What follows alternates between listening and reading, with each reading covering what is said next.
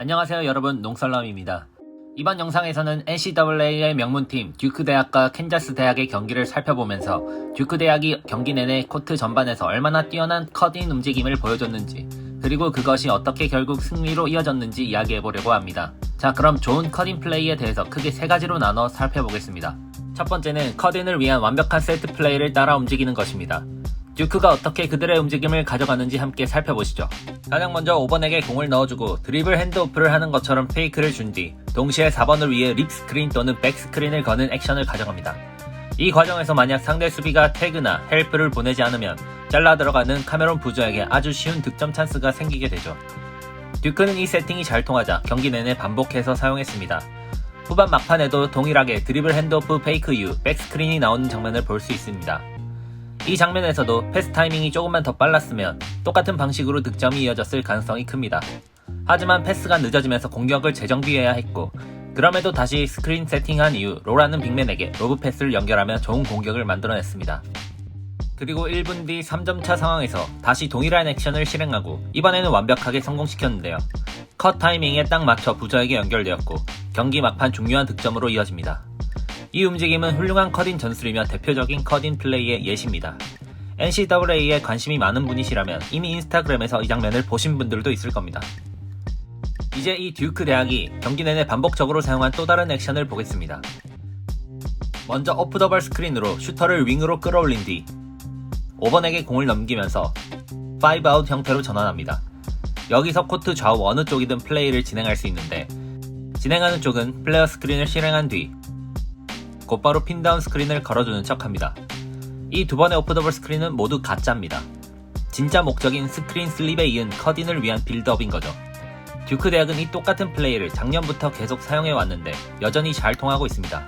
상대가 분명 알고 있음에도 계속 오픈 찬스를 만들어내는 이유는 적절한 선수 구성과 두 가지 전술 개념을 복합적으로 사용하기 때문입니다. 여기서 5번이 공을 잡는 순간 먼저 슈터를 위한 플레어 스크리닝이 나오는데, 이 선수는 대학 리그 최고 슈터 중 한 명이죠. 그럼 이제 수비는 스위치를 할지 아니면 매치업을 따라갈지 선택을 강요받고, 그 선택이 끝나자마자 바로 핀다운이 이어집니다. 결국 이 모든 연속적인 세팅의 목적은 수비가 슈터에게 더욱 집중될 수 있도록 유도하는 거죠. 그렇게 슈터에게 의식이 집중되는 순간 슬립에 이은 컷인 찬스가 열립니다. 이 플레이에서 좋은 점은 이렇게 패스가 좋지 않게 들어간 상황에서도 반대편 사이드에 두 명의 선수가 완벽하게 스페이싱 되어 있는 상황이기 때문에 얼마든지 상황에 따라 그들을 활용하여 킥아웃 패스와 엑스트라 패스에 이은 3점 슛 찬스로 이어갈 수 있다는 점입니다.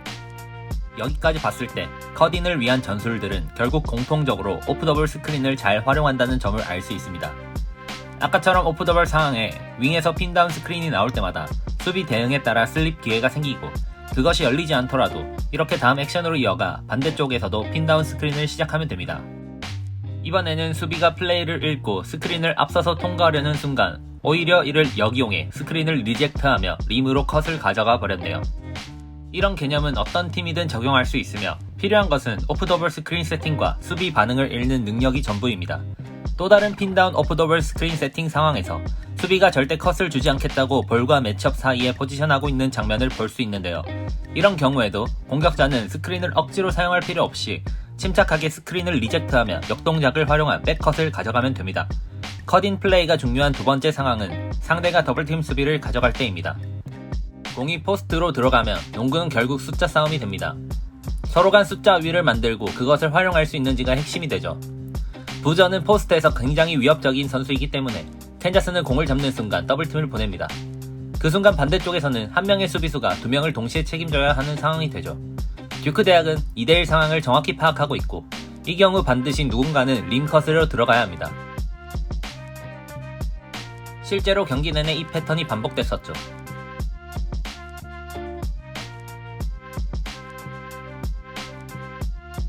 이런 플레이가 나오기 시작하면 이제부터 양팀 간의 수싸움이 본격적이게 됩니다. 더블팀이 오면 바로 컷인으로 대응하자 캔자스도 이를 알고 풀 로테이션으로 이를 막습니다. 그 결과 비록 이 장면에서는 턴오버로 이어졌지만 코너 선수에게 또 다른 컷인 기회가 열리게 되죠. 듀크 대는 본인들이 완벽하게 공략했지만 마무리하지 못한 것에 대해 매우 아쉬워합니다. 이 장면을 슬로우 모션으로 다시 보면 듀크 대학이 캔자스의 로테이션을 예상하고 있었고, 그렇기에 얼마나 빠르게 반응하는지 알 수 있습니다. 또 하나의 중요한 개념은 컷에는 그래비티가 있다는 것입니다. 컷을 할 때 공을 받지 못하더라도 그 자체로 수비를 안으로 끌어당기게 되고, 이는 우리 팀 슈터와 수비 간의 간격이 매우 넓어지는 상황이 된다는 얘기죠. 수비의 넓어진 클로즈아웃 거리는 돌파로 이어지기 쉽고 좋은 공격 기회로 이어집니다. 정리해보면 포스트에 공이 들어가고 더블팀이 들어오면 컷을 통해 페인트 존으로 수비를 끌어당기고, 넓어진 외곽으로 패스가 나오면 완벽한 찬스가 생긴다는 겁니다. 한번 패스가 잘 빠져나오면 수비는 한 발 늦은 로테이션을 이어가게 되고, 결국 공격에서는 이어지는 패스로 좋은 3점 슛 찬스를 가져갑니다. 우리는 슛의 성공 여부에 집중하기보다 일단 원하는 타이밍과 위치에서 좋은 찬스를 만드는 것에 먼저 집중해야 합니다. 결국 이 경기에서 듀크의 더블팀 대처가 너무 효과적이었기 때문에 후반에는 캔자스가 더블팀을 중단하고 차라리 상대 에이스의 1대1을 허용하는 선택을 하게 됩니다. 마지막 내용은 유기적인 움직임을 가져가는 것입니다. 이 장면에서 코너 매치업을 주의 깊게 살펴볼까요? 이 장면에서는 컷이 나오지 않았지만 수비가 공을 보며 코너 패스를 막으려는 순간 코너 선수에게 컷 기회가 열립니다. 유기적인 움직임이란 이런 기회를 대응하는 것을 말하는 거죠. 컷을 잘하는 팀, 움직임이 좋은 팀은 드리블 돌파 상황에서 수비가 핸들러에게 집중된다는 것을 이해하고, 볼이 없는 선수들이 그 순간 어떻게 어느 타이밍에 움직이는가에 따라 갈리게 됩니다. 정해진 움직임으로만 플레이하는 것에 분명 한계가 있습니다. 이 장면에서 윙 플레이어가 수비가 자신을 보지 않는 것을 인지하고 컷을 하며 그래비티를 만듭니다. 이후 이어진 킥아웃 드라이브 상황에서 코너 선수에게 또 한 번 백컷 기회가 열리지만 이 장면에서 실제로 진행되지는 않았네요. 볼이 없는 선수는 수비수보다 아래 위치를 잡고 수비수의 시선을 계속 확인해야 합니다. 본인의 위치가 너무 높으면 수비 시야에 쉽게 들어와 반응할 수 있기 때문에 수비보다 뒤쪽 깊은 위치를 잡는 것이 중요합니다. 여기서 이 선수는 코너가 아닌 윙에 있다 보니 상대 수비 시야에 들어와 있게 되고 눈치를 보다 컷할 타이밍을 놓치게 되죠. 이 유기적인 움직임을 완성시키기 위해선 결국 혼자가 아닌 팀을 모두 깨우쳐야 하기 때문에 분명히 가장 어려운 부분이지만 동시에 완성된다면 정말 여러분들의 농구가 재밌어질 거라고 확신합니다. 좋은 예시를 하나 보면 하이포스트 숏롤 상황에서 공이 투입됐을 때 코너 선수는 선택을 해야 합니다. 림으로 컷을 들어갈지 아니면 3점 라인에 남아서 캐치앤슛 기회를 노릴 것인지 말이죠. 그리고 동시에 하이포스트에서도 그 상황을 보고 아주 짧은 순간 안에 올바른 결정을 내려야 합니다. 결국 팀 모두의 판단력이 필요하게 되는 거죠. 이 장면을 영상으로 보면 너무 당연해 보이는 선택이지만 앞서 우리가 봤던 몇 가지의 다른 장면들에게서도 듀크 선수들 모두 대부분 올바른 판단을 내리고 있을 가능성이 크다는 것을 느낄 수 있습니다. 이 장면에서 듀크는 오늘 첫 번째로 소개해드렸던 플레어 스크린이 포함된 그 액션을 다시 실행합니다. 여기서 스크리너의 목적은 단순합니다. 스크린을 걸어주자마자 안쪽으로 슬립을 만들어서 득점 기회를 노리는 거죠. 비록 이 상황에서 그 기회를 직접적으로 살리진 못했지만 공격은 멈추지 않고 자연스럽게 다음 액션으로 이어집니다. 이어지는 볼 스크린 상황에서 숏롤이 나오고 수비 로테이션이 발생할 것이라는 것을 이미 알고 있는 듀크 선수들은 어디서 한 명의 수비수가 두 명을 커버해야 하는 상황인지 빠르게 찾게 되죠. 볼 반대쪽에서 한 명의 수비수가 두 명의 동시에 커버하는 상황을 발견한 듀크는 한 명의 선수가 자연스럽게 림으로 컷을 들어갑니다. 비록 그 컷이 바로 연결되는 상황은 아니었지만 계속해서 공격 흐름을 이어가며 포스트로 볼이 연결됩니다.